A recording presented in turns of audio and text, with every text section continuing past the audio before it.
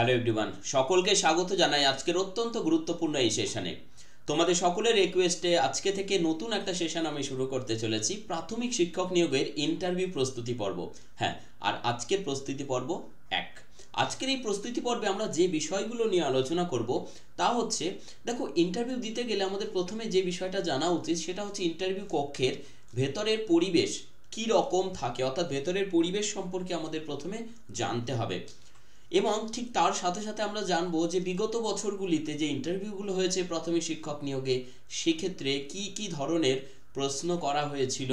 শুধু তাই নয়, যদি প্রশ্ন হয়ে থাকে তার উত্তরটা আমাদের দিতে হবে। তো সেই ক্ষেত্রে ইন্টারভিউয়ার যারা থাকেন কি কিভাবে আমাদের প্রশ্নের উত্তরগুলো যদি আমরা দেই, তাতে করে কিভাবে উত্তরগুলো দিলে তারা খুশিভাবে আমাদের উত্তরগুলো গ্রহণ করবেন। তো এই সমস্ত বিষয়গুলি নিয়ে আজকে আমরা জানবো এই ছোট্ট সেশনে, এবং কোন কোন জায়গা থেকে প্রশ্ন আসে সেগুলো বিস্তারিত আমরা আলোচনা করব।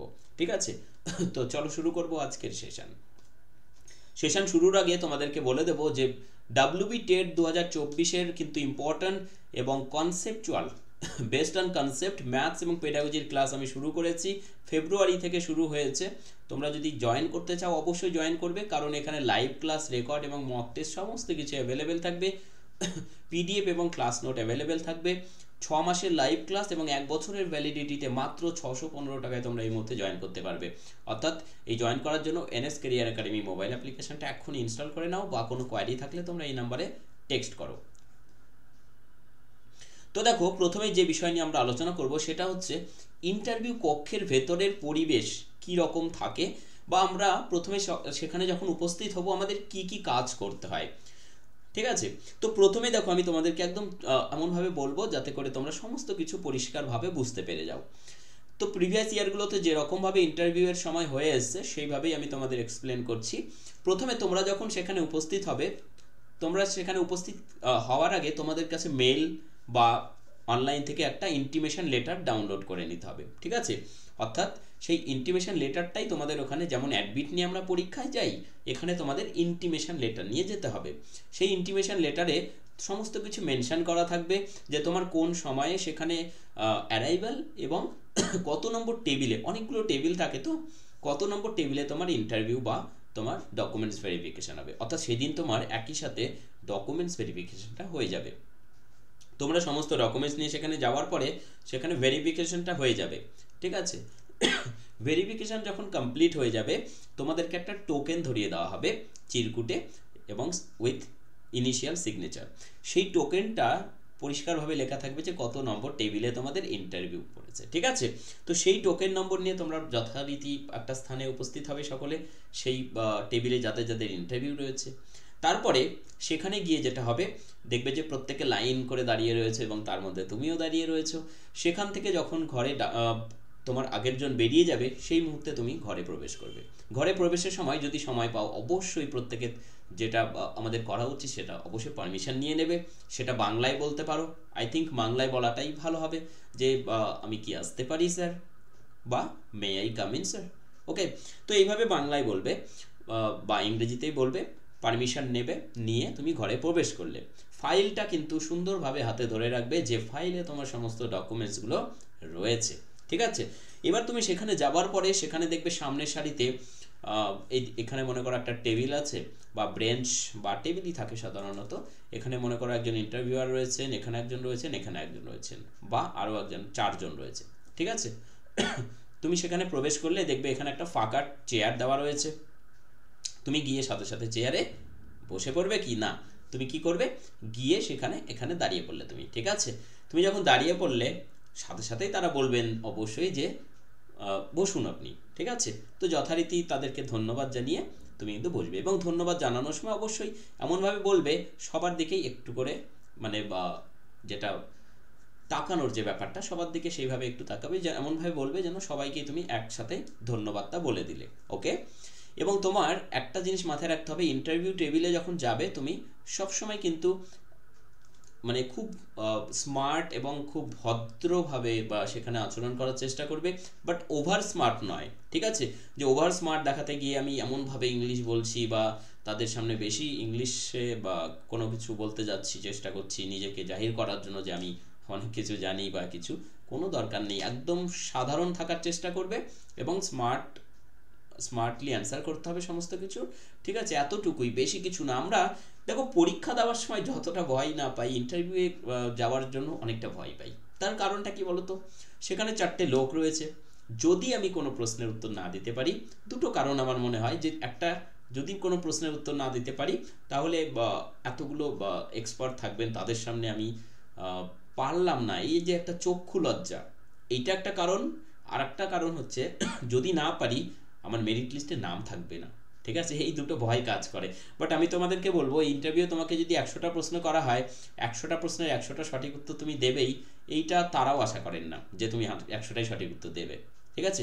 কিন্তু তারা এটা আশা করে যে প্রশ্নটা তোমাকে করা হচ্ছে, সাপোজ 10টা প্রশ্ন করা হয়েছে, 10টা প্রশ্নের মধ্যে তুমি 3টে প্রশ্ন পারলে না, এটা কোনো অসুবিধে নেই, তুমি কোনো এনসাইক্লোপিডিয়া নয় যে তুমি সবই জানো, তাই না?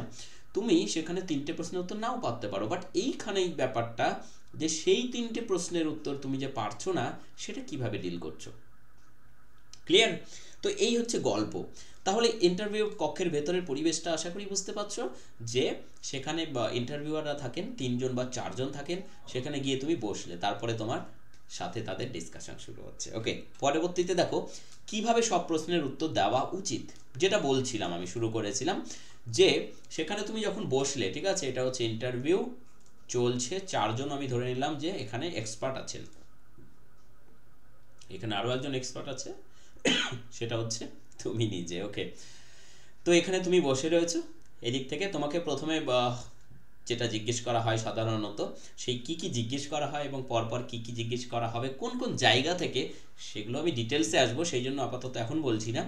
এখানে প্রথমে বলি যে কিভাবে সব প্রশ্নের উত্তর দেওয়া উচিত। দেখো, কোনো প্রশ্ন যখন করা হবে তখন খুব মানে খুব বেশি হাস্য এমন নয়, কিন্তু মুখে যে কোনো রকম টেনশন কাজ করছে না, সেই রকম একটা কিন্তু মুখে একটা হাসি ভাব থাকবে, ঠিক আছে? তারা বুঝতে পারবেন তোমাকে দেখে যে বাহ, খুব কুল রয়েছে ইনি, ঠিক আছে? তাদেরও ভালো লাগবে দেখে। এইরকম কুল থাকার চেষ্টা করতে হবে, ঠিক আছে? কারণ তুমি ধরে নেবে যে হ্যাঁ, আমি আমার কোনো চাপ নেই, যা যা প্রশ্ন করবে হয় আমি পারবো বা পারবো না, এই দুটোই হতে পারে, তার থেকে বেশি কিছু হবে না, বা না পারলেই আমার চাকরি পাওয়া হবে না, এমনটি নয়, ঠিক আছে?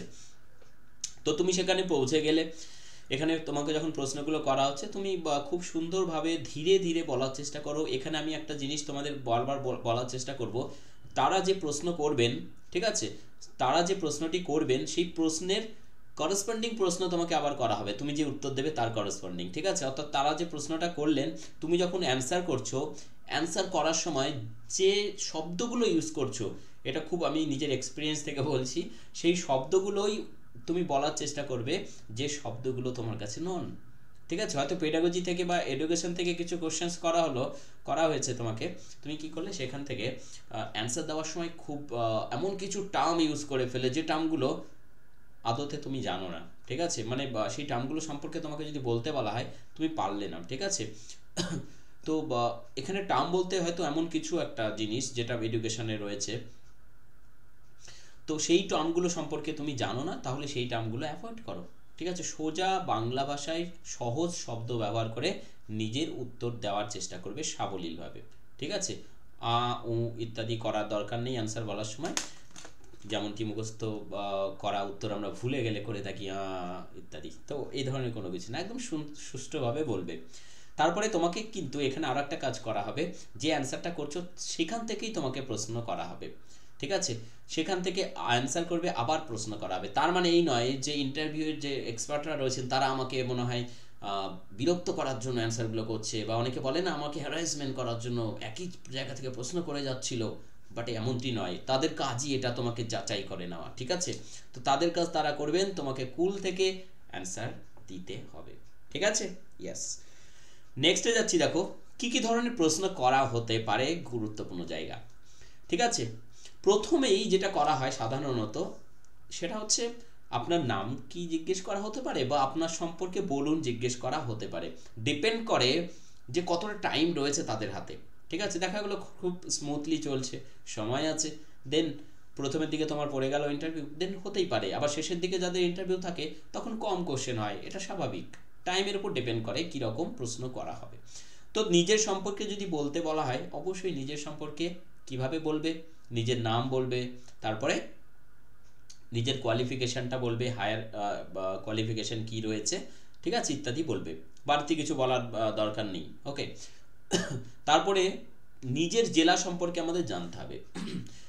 আমি নিজের অভিজ্ঞতা থেকে বলছি, নিজের জেলা থেকে ডিরেক্ট প্রশ্ন করা হয়েছিল যে আপনার জেলার সাক্ষরতার যে হার, সেটা মহিলাদের, ঠিক আছে, মহিলার সাক্ষরতার হার কত। তার মানে নিজের জেলা সম্পর্কে খুঁটিনাটি সব আমাদের জানতে হবে। কি রকম খুঁটিনাটি জানতে হবে নিজের জেলা সম্পর্কে? যেমন দেখো, খুব কিছু কিছু জেলায় এমন কিছু ফেমাস ব্যক্তি থাকেন, যে ব্যক্তিগুলোর সম্পর্কে তারা সেই জেলার নাম শুনলেই আগেই জিজ্ঞেস করা হয় যে আপনার জেলায় ফেমাস একজন বা বিখ্যাত একজন ব্যক্তি, সেটা হতে পারে নাট্যকার, হতে পারে, ঠিক আছে, নাট্যকার হতে পারে, বা হতে পারে কোনো কবি, হ্যাঁ, বিশিষ্ট কোনো ব্যক্তি, তো ইত্যাদি ইত্যাদি হতে পারে, আরও বিভিন্ন রকম হতে পারে। অর্থাৎ বিশিষ্ট কোনো ব্যক্তি সম্পর্কে যদি থেকে থাকে কোনো ইতিহাস, সেটা তোমাদের জানতে হবে, ঠিক আছে। নেক্সট, নিজের জেলা থেকে আর কি জানতে হবে? হ্যাঁ, নিজের জেলা থেকে প্রশাসনিক যে সমস্ত প্রশ্ন হতে পারে, প্রশাসনিক লেভেলের, ঠিক আছে, প্রশাসনিক স্তরের সমস্ত রকম প্রশ্নগুলো উত্তর জেনে রাখতে হবে। যেমন থানা হোক বা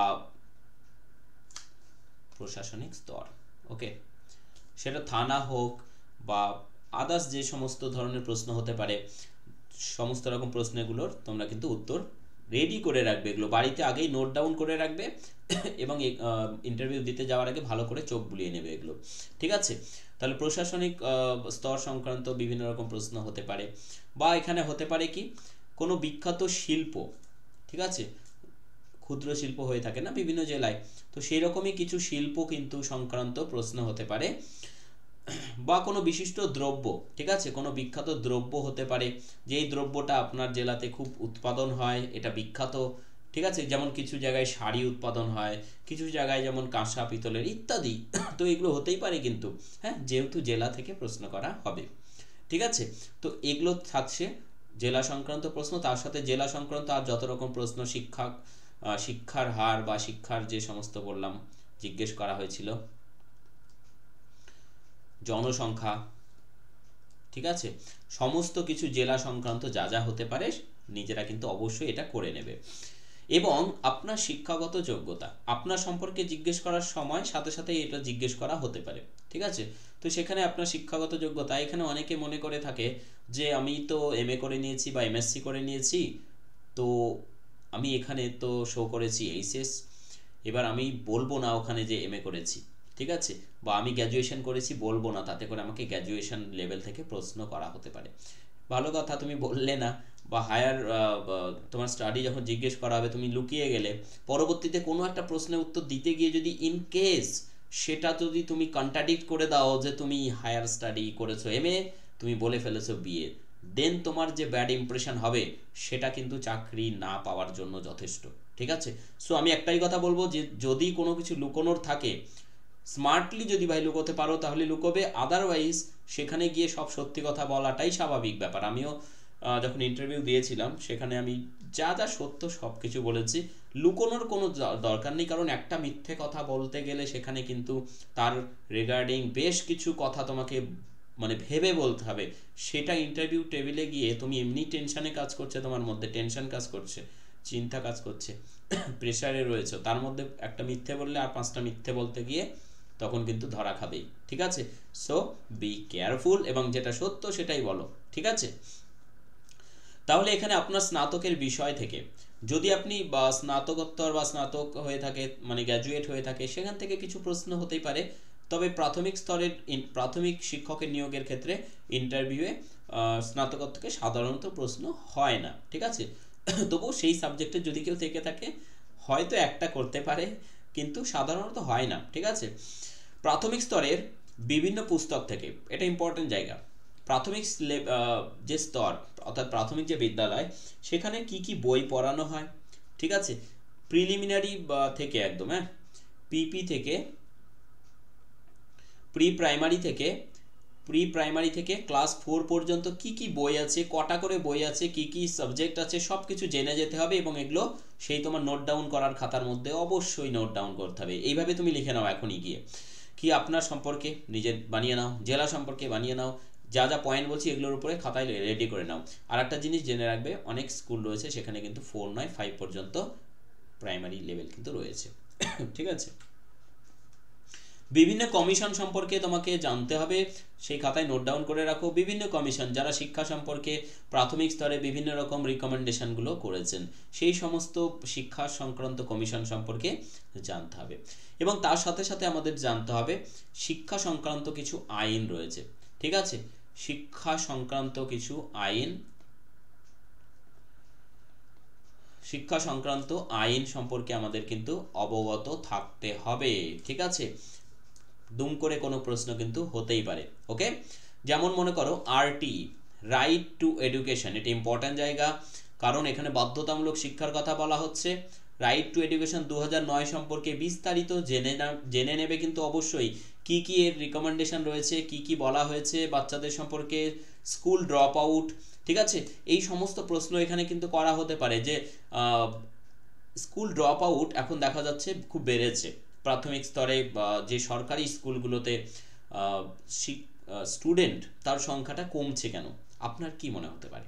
ওকে, তার কারণটা তোমাকে কিন্তু বাড়ি থেকে লিখে নিয়ে যেতে হবে। এগুলো আমি বিস্তারিত আলোচনা করব, নেক্সট আরও ক্লাস আসবে। স্কুল ড্রপ আউট কীভাবে আপনি বন্ধ করতে পারবেন বা কমাতে পারবেন, আপনার কি এর সম্পর্কে অভিমত রয়েছে, এগুলো সম্পর্কে এগুলো বিস্তারিত কিন্তু জিজ্ঞেস করা হতেই পারে। ঠিক আছে, তারপরে আপনার বিদ্যালয়ে হয়তো এমন কোনো একটা বাচ্চা গেল যে বাচ্চাটা ফিজিক্যালি চ্যালেঞ্জড বাচ্চা। ঠিক আছে, হয়তো তার দৃষ্টিগত সমস্যা রয়েছে বা শ্রবণগত সমস্যা রয়েছে, তো তাকে একই ছাদের তলায় একই ক্লাসে আপনি পড়াতে পারবেন? আপনি কি ভর্তি নেবেন? এই ধরনের প্রশ্ন কিন্তু করা হতেও পারে। ঠিক আছে, তো সমস্ত প্রশ্নের উত্তর রেডি রাখতে হবে এবং আমি নেক্সটে আরও ডিটেলসে যখন একটা একটা করে প্রশ্ন নিয়ে আলোচনা করব পরবর্তী ক্লাসে, তখন সেগুলো সব কিছু আমি ক্লিয়ার করে দেবো যে কীভাবে অ্যান্সারগুলো করা উচিত। ঠিক আছে, ডিএলএড কোর্স থেকে ডেফিনেটলি এডুকেশন থেকে তো প্রশ্ন হবেই এবং সেটা কিন্তু ডিএলএড কোর্স থেকেও প্রশ্ন হতে পারে।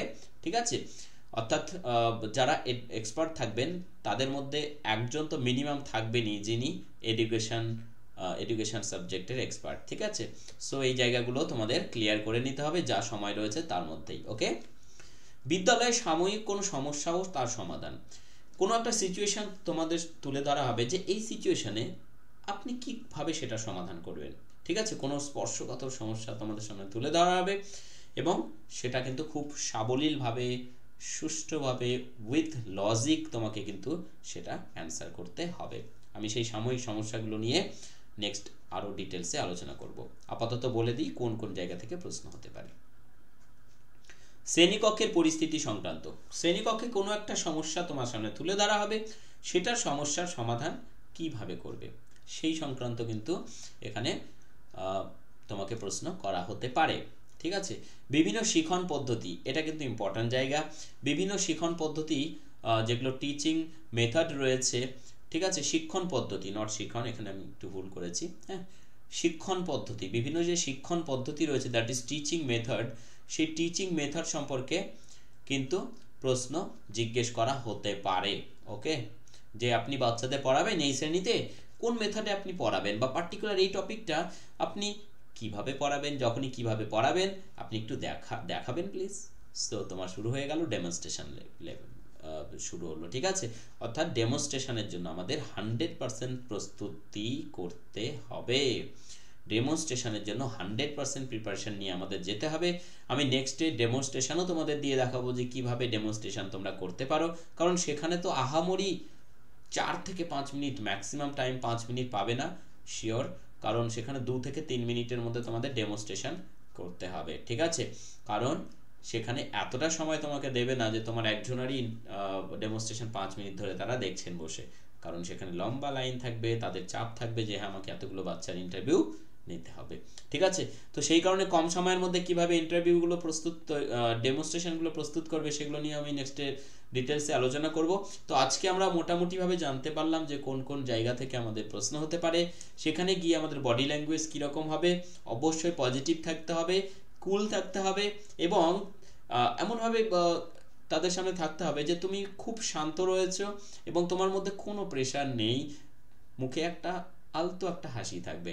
ঠিক আছে, এবং এই হাসিটা তোমাদের একদম ফাইনাল মেরিট লিস্ট বেরোনোর পরে অবশ্যই থাকবে। ঠিক আছে, তো আজকে সেশন এখানে শেষ করব। যদি সেশনটি ভালো লাগে এবং কন্টিনিউ যদি তোমরা পেতে চাও তাহলে অবশ্যই প্রত্যেকে সেশনটিকে লাইক এবং ভিডিওটিকে তোমরা লাইক দেবে এবং চ্যানেলটিকে সাবস্ক্রাইব করে রাখো। চ্যানেল সাবস্ক্রাইব করে না রাখলে নেক্সট ক্লাসের নোটিফিকেশান পাবে না ইউটিউবের নতুন অ্যালগরিদম অনুযায়ী। ঠিক আছে, সো প্রত্যেকে চ্যানেলটিকে সাবস্ক্রাইব করে রাখো। কেমন লাগলো সেশনটি অবশ্যই প্রত্যেকে কমেন্ট করে জানাবে। থ্যাংক ইউ সকলকে, thank you so much, thank you very much, bye, take care.